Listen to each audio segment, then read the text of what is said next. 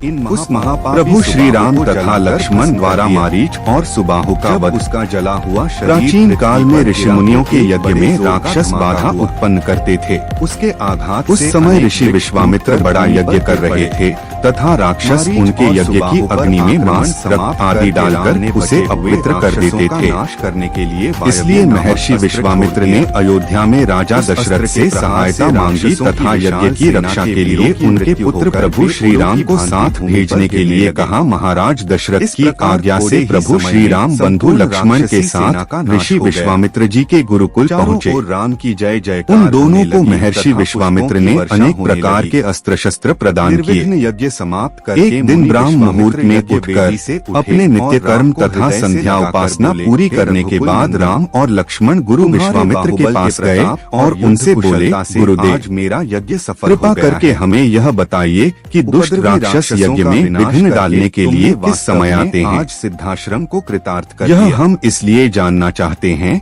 कि यज्ञ की रक्षा में हम पूर्णतः सिद्ध हो जाएं। कहीं ऐसा न हो कि हमारे अनजाने में ही वे आकर उपद्रव मचाने लगें। राक्षस कब आते हैं यह जानकर हम सतर्क हो जाएंगे। राजा दशरथ के वीर पुत्रों की यह उत्साह से भरी बातों को सुनकर वहां पर उपस्थित सारे ऋषिमुनि अत्यंत प्रसन्न हुए और बोले, हे रघुकुल के भूषण राजकुमारों, यज्ञ की रक्षा करने के लिए तुमको आज से 6 दिन तथा रात्रि तक पूर्ण रूप से सावधान मुद्रा में और सजग रहना होगा। इन 6 दिनों में गुरु विश्वामित्र जी मौन रहकर यज्ञ करेंगे।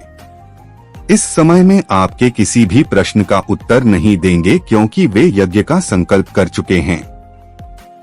6 दिन और 6 रात्रि तक यज्ञ की रक्षा करने की यह सूचना मिलते ही राम और लक्ष्मण दोनों भाई अपने समस्त शस्त्रास्त्रों से सुसज्जित हो गए। 5 दिन और 5 रात्रि तक श्री राम और लक्ष्मण निरंतर बिना किसी विश्राम के सतर्कता के साथ यज्ञ की रक्षा करते रहे। इन 5 दिन तथा रात्रि में यज्ञ में किसी भी प्रकार की विघ्न अर्थात बाधा नहीं आई। 6वें दिन राम ने लक्ष्मण से कहा, भाई सौमित्र, यज्ञ का आज अंतिम दिन है और उपद्रव करने के लिए राक्षसों की आने की पूर्ण संभावना है। आज हमें विशेष रूप से सावधान रहने की आवश्यकता है।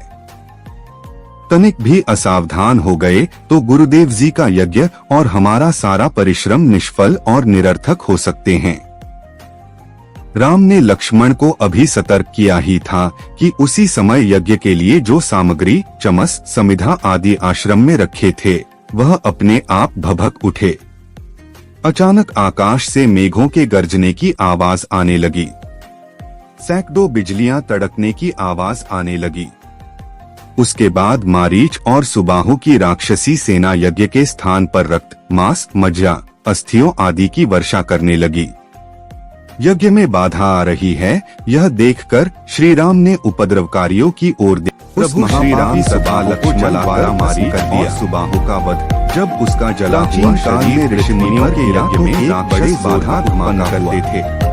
उसके समय ऋषि विश्वामित्र बड़ा यज्ञ कर रहे थे तथा राक्षस उनके यज्ञ की और सुबाहु पर आक्रमणादि डालकर के राम ने बचे हुए राक्षसों का नाश करने के लिए महर्षि विश्वामित्र ने अयोध्या में राजा दशरथ से अस्त्र के प्रहार से राक्षसों की विशाल सेना के वीरों की मृत्यु श्री राम को साथ भेजने के लिए कहा। महाराज दशरथ की आज्ञा से प्रभु थोड़े ही समय में लक्ष्मण के राक्षसी सेना विश्वामित्र जी के गुरुकुल पहुँचे। चारों ओर राम की जय जयकार महर्षि विश्वामित्र ने अनेक प्रकार के अस्त्र शस्त्र प्रदान किए। निर्विघ्न यज्ञ समाप्त करके मुनि विश्वामित्र यज्ञ वेदी से नित्य कर्म तथा संध्या उपासना लगाकर करने के बाद राम और लक्ष्मण गुरु विश्वामित्र तुम्हारे उस महापापी सुबाहु को जलाकर भस्म कर दिया। जब उसका जला हुआ शरीर पृथ्वी पर गिरा तो एक बड़े जोर का धमाका हुआ। उसके आघात से अनेक वृक्ष टूटकर भूमि पर गिर पड़े। मारीच और सुबाहु पर आक्रमण समाप्त करके राम ने बचे हुए राक्षसों का नाश करने के लिए वायव्य नामक अस्त्र छोड़ दिया। उस अस्त्र के प्रहार से राक्षसों की विशाल सेना के वीरों की मृत्यु होकर वे ओलों की भांति भूमि पर गिरने लगे। इस प्रकार थोड़े ही समय में संपूर्ण राक्षसी सेना का नाश हो गया। चारों ओर राम की जय जयकार होने लगी तथा पुष्पों की वर्षा होने लगी।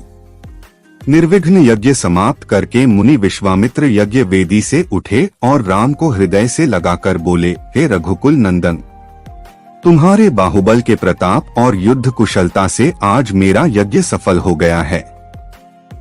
उपद्रवी राक्षसों का विनाश करके तुमने वास्तव में आज सिद्धाश्रम को कृतार्थ कर दिया। ये वीडियो आपको कैसा लगा? अगर अच्छा लगा हो तो हमारे चैनल को सब्सक्राइब कर दें। अब मिलते हैं एक और नए वीडियो के साथ, तब तक के लिए नमस्कार।